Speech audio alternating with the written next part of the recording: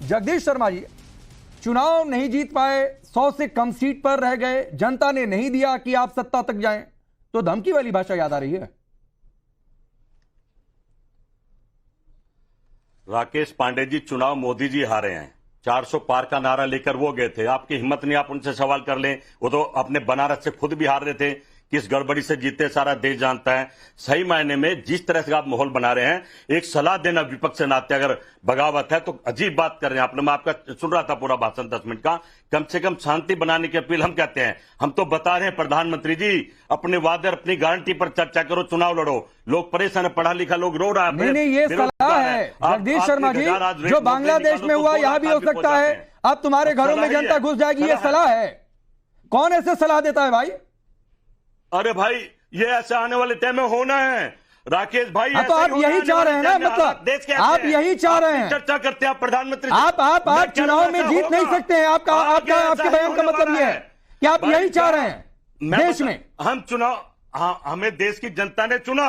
हमें नहीं, देश की जनता ने आपको सिर्फ 99 सीटें दी। देश ने चुना, हम खड़े हैं। अकेले बीजेपी को 240 सीटें दे दी, आपको सिर्फ 99 सीट दे दी। पर आप लेके एक आम आदमी को भगवान बनाने में लगे हैं। नहीं, मैं बिल्कुल भगवान बनाने में नहीं लगा हूं जगदीश शर्मा, लेकिन इस देश में अराजकता की भाषा अगर कोई करेगा, अराजकता की भाषा का इस्तेमाल करेगा, हिंसा को बढ़ाने वाली भाषा का इस्तेमाल करेगा, तो जगदीश शर्मा जी माफ करिए, ये मुझे स्वीकार्य कम से कम नहीं है व्यक्तिगत तौर पर। प्रधानमंत्री को आप बना रहे नहीं। राकेश जी, आपका फर्ज बनता है सच्चाई को देश की जनता। नहीं, मेरा क्या फर्ज बनता है कि मेरा ये फर्ज बनता है कि मैं इस बयान को सपोर्ट करूं कि लोक कल्याण मार्ग में जनता घुस जाएगी, देश के गृह मंत्री के आवास में जनता घुस जाएगी, मैं इस बयान को सपोर्ट करूं। सारे और सुनिए, मैं अरे प्रधानमंत्री सुनिए जगदीश शर्मा जी सुनिए, आपके कांग्रेस के नेताओं के दर्जन भर बयान ऐसे हैं, जगदीश शर्मा जी आपके कांग्रेस के नेताओं के दर्जन भर बयान ऐसे हैं जो मोदी के खिलाफ हिंसक बयान है। मैं कोट कर रहा हूं, राहुल गांधी ने कहा था, सुनिए, राहुल गांधी ने कहा था हिंदुस्तान के युवा इसको ऐसा डंडा मारेंगे। साल 2007 में सोनिया गांधी ने कहा था मौत के सौदागर। सुबोधकांत सहाय, मोदी हिटलर की मौत मरेगा। चरणदास महंत आपके कांग्रेस के नेता, हमें मोदी का सिर फोड़ने वाला आदमी चाहिए। कांग्रेस के नेताओं ने विरोध प्रदर्शन में कहा कि मोदी तेरी कब्र खुदेगी। कवासी लखमा ने कहा कि कवासी लखमा जीतेगा, मोदी मरेगा। यह आपकी भाषा है भाई। आप औरों की कब्र खोदोगे तो आपकी भी खुदेगी, भगवान खोदेगा। और एक बात सही कही है, प्रधानमंत्री इसलिए सुने थे कि हिंदू मुसलमान करेंगे। आपको प्रधानमंत्री की गारंटी पर बात नहीं करनी है। तो ये सलमान खुर्शीद की भतीजी से आपने पूछा था? मोदी जी से नहीं पूछते। जगदीश शर्मा जी, सलमान खुर्शीद की भतीजी से आपने पूछा था? बीते लोकसभा चुनाव में बहुत ज्यादा दिन नहीं हुआ, वोट जिहाद की अपील करती नजर आई थी। सलमान खुर्शीद, आप जनता से वोट मांगिए ना भाई। इस देश के हालात बिगड़ने से बचाओ, इस देश के हालात बिगड़ने से बचाओ। वो ठीक कह रहे हैं, अवगत कर रहे हैं। आप भी देखेंगे एक दिन, आपका कैमरा जब लोग तोड़ेंगे आप भी देखेंगे। जगदीश शर्मा जी सुनिए, जगदीश शर्मा जी धमकी वाली भाषा मेरे सामने तो मत किया करिए सर। नहीं, धमकी वाली भाषा मेरे सामने मत इस्तेमाल किया करिए सर कि कैमरा तोड़ेंगे। ठीक है, मतलब आपके हिसाब की बात नहीं होगी तो आप मीडिया पर अटैक करेंगे, आप लोगों को भड़काएंगे कि जाओ लोक कल्याण मार्ग में घुस जाओ, देश के गृह मंत्री के आवास में घुस जाओ। हरियाणा में घुसने नहीं दिया आप लोगों को भाई, हरियाणा में आप लोगों को घुसने नहीं दिया किसानों ने। आपने देखा दिखाया। मैं गया था जगदीश शर्मा किसानों के बीच में, आपने नहीं देखी होगी मेरी रिपोर्टिंग, या आपकी गलती होगी। किसानों के बीच में जाकर मैंने रिपोर्टिंग की थी। मैंने सब दौड़ते देखे थे वहां। जितने भी झूठे लोग करे, आपने झूठी रिपोर्टिंग नहीं करी होगी। आप झूठी रिपोर्टिंग करेंगे तो तोड़ेंगे। तो तोड़िए ना सर, जगदीश शर्मा आप चाहते हैं तोड़ दीजिए कैमरा, फिर आपके आगे भी कैमरा लगा होगा, तोड़ दीजिए, उठा दीजिए, फेंक दीजिए। अरे भारत के लोग तोड़ेंगे, हम क्यों तोड़ेंगे भाई? नहीं सर, भारत के लोग ऐसे नहीं है। शिवम त्यागी ये कह रहे हैं सुझाव दिया है, फिर कह रहे हैं मीडिया पर भी हमला कर देंगे, घरों में घुस जाएगी जनता। पता नहीं कौन सी सुझाव वाली भाषा है। देखिए, एक चीज बहुत साफ है कि बांग्लादेश के, प्लीज बीच में मत बोले जगदीश जी, बांग्लादेश के हालात को देखकर जो इस देश को डराने की कोशिश कर रहे हैं, भ्रमाने की कोशिश कर रहे हैं, वो इससे बाहर निकले। ऐसी ये कहानियां, ये ड्रामे, ये जो है इस देश की जनता पहले भी देख चुकी है। इलेक्टेड सरकार है, चुनी हुई सरकार है, 240 सीटें एक पार्टी के पास है, 292 पूरे गठबंधन के पास है। सामने वालों के टोटल भी मिला दे तो उतनी नहीं है, सबको एक जगह भी मिला दे तो इस बात की तो कोई तुक ही नहीं। आप इस देश में हारे हुए, 100 से ज्यादा चुनाव हारे हुए, आप इस देश में 3 लोकसभा चुनाव हारे हुए नेता हैं जिसको कोई पूछता नहीं है।